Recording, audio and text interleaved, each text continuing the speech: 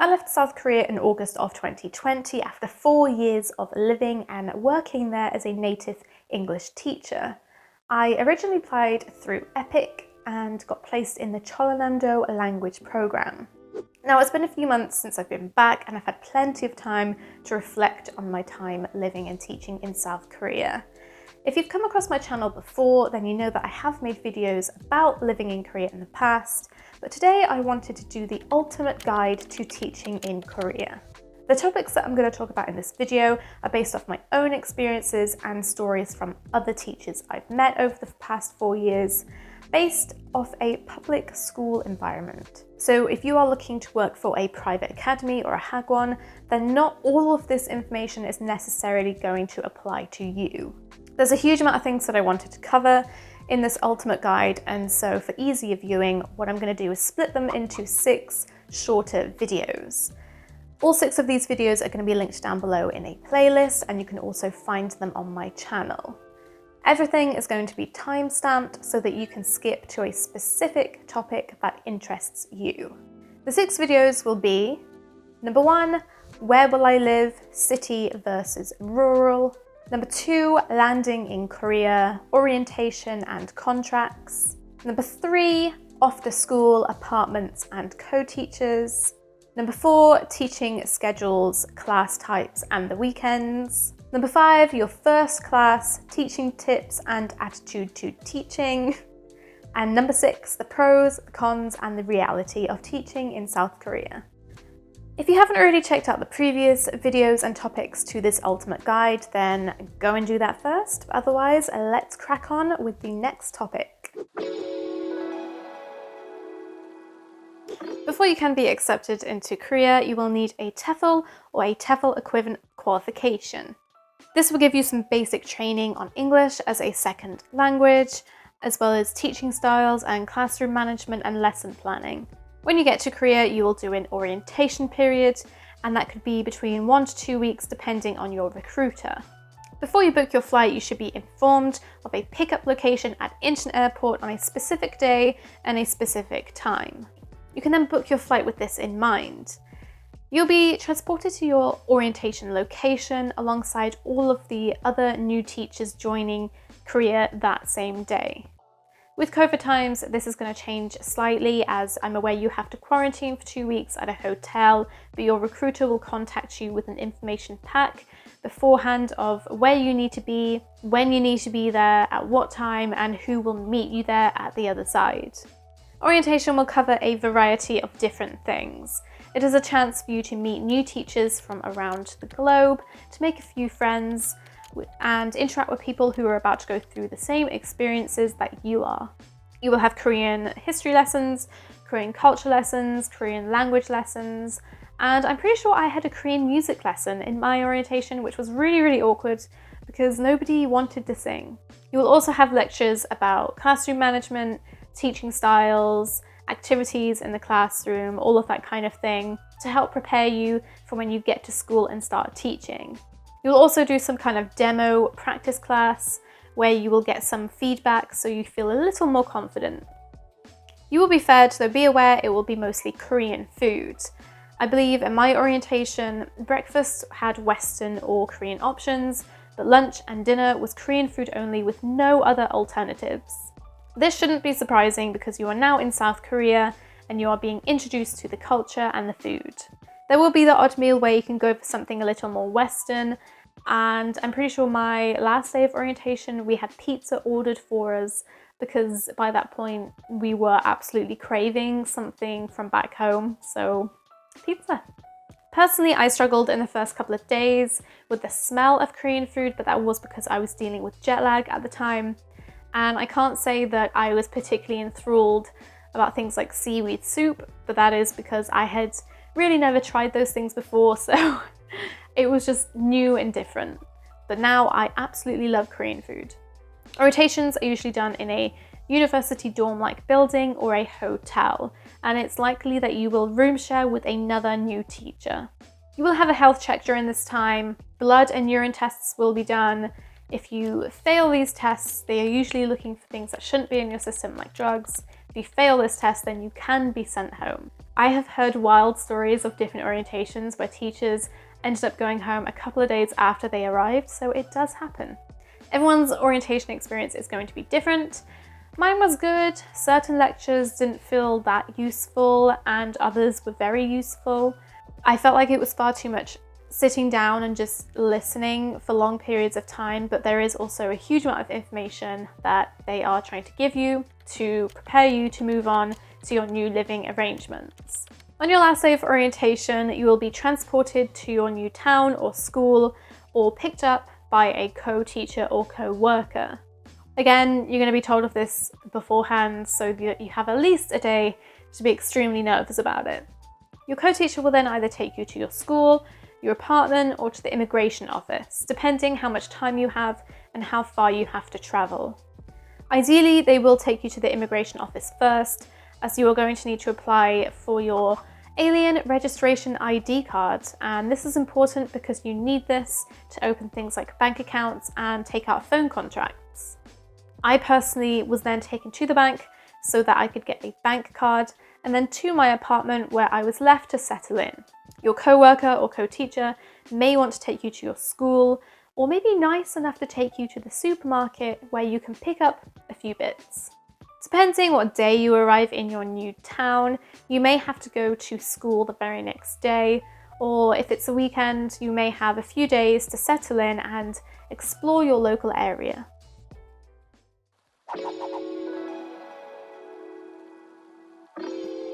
At some point, you will be given contracts to sign during your orientation.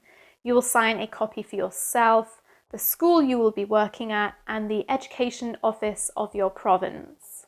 Your contract is going to be in English and Korean and is going to contain a huge amount of information that you are going to need to know and keep handy. Contracts will be talked through with you in detail and you will be able to ask questions about them to whoever is running your orientation.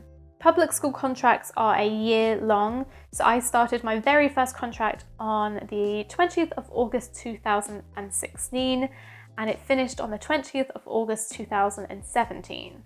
You are expected to complete your contract, and if for some reason you can't and you have to leave Korea early and break your contract, then you need to give your school and your education office a 90-day warning with a reason so that they can find a replacement and then complete any paperwork you may need to leave.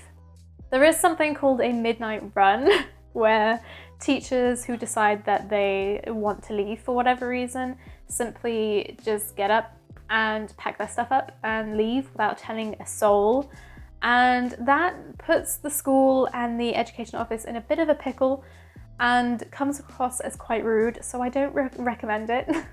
If you are having issues and you need to leave early for whatever reason, you can contact your education office. You will have a handler and something can be sorted for you. Don't do the midnight run. Most teachers will start off at a level 2 pay grade, which is 2.1 million Korean won a month, and each province may differ slightly in their pay grades, but this is the average. It is possible to go up a pay grade the longer that you stay and keep renewing your contract. I was there for 4 years, so I hit the maximum pay level that there was. I believe that was called special pay, which was 2.7 million Korean won a month, before taxes, of course. Great thing about recruiting companies like EPIK is that they offer you an entrance and exit allowance. With EPIK, your entrance allowance is 1.3 million won, and this basically covers your flight into Korea. This is paid within your first wage or your first couple of wages, so you pay for your ticket first and then that money is given back to you. Depending on the cost of your flight, you might make money from that, or it might not cover it completely depending where you're flying from. When you end your contract, you are then given another 1.3 million won, and again, this is to cover your flight home. Upon arriving, within your first paycheck or first couple of paychecks, you will get some kind of apartment allowance. With EPIK, that was around 300,000 won, and that is so that you can buy things that you may need for your apartment, such as cutlery. You will also have 600,000 won taken from your paycheck, and that's either going to be taken in one go or it will be split over 3 months, and this is your apartment deposit. This will be given back to you when you leave Korea, but your landlord and your school do have the right to take money from it to fix anything that you may have damaged while you were living there. When you finish your contract, you will also be given severance pay. It's about 1 month's pay times by how many years that you have been living and working there. So for example, if you only do 1 year out there teaching in Korea, your severance pay will be 2.1 million won. You will pay into a pension every month, which is automatically taken from your wages. And most countries can actually claim that pension money back when you leave Korea. But unfortunately, if you're from the UK at least, and I believe it's Ireland and New Zealand, you are not able to claim that money back as there are no pension agreements between those countries and Korea.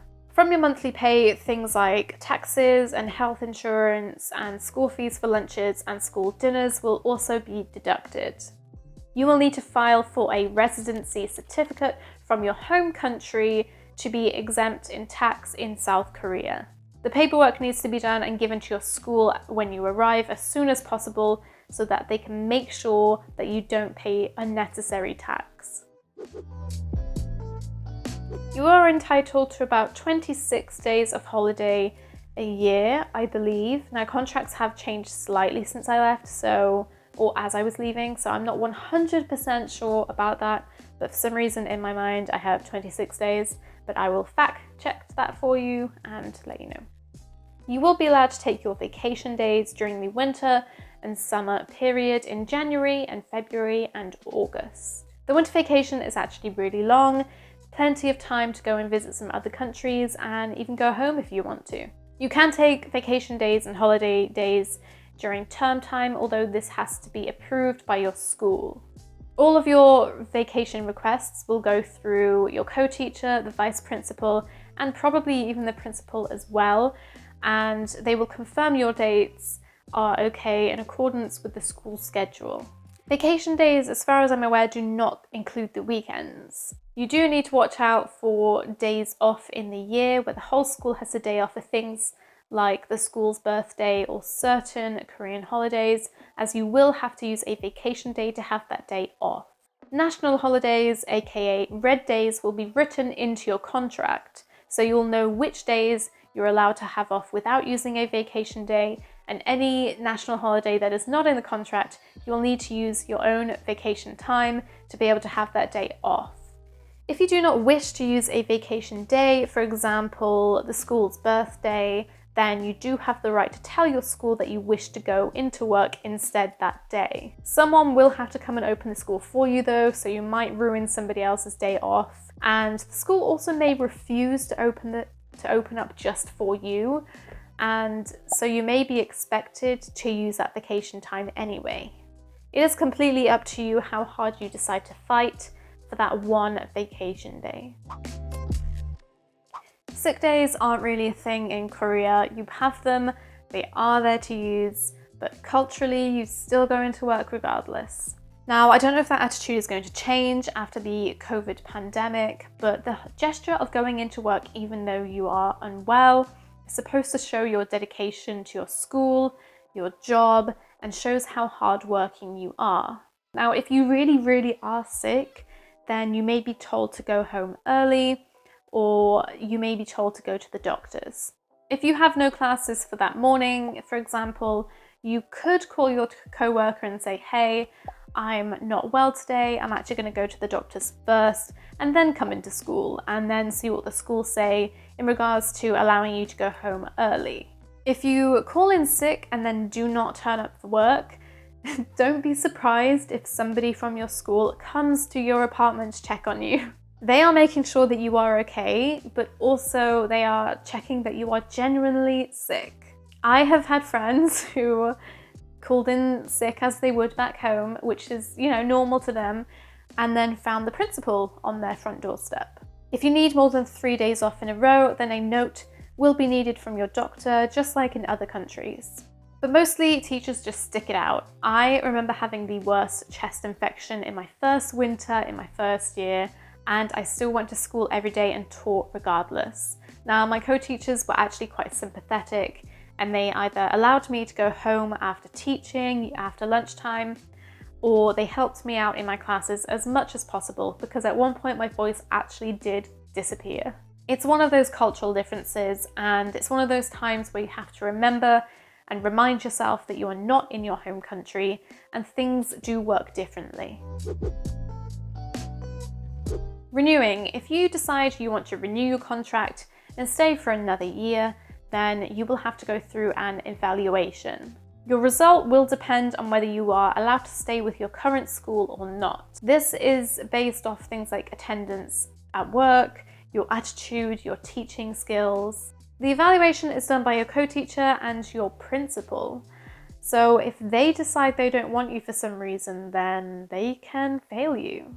But basically, your attitude at work matters. If you decide to renew for another year, you can either stay with your current school or you can request a transfer.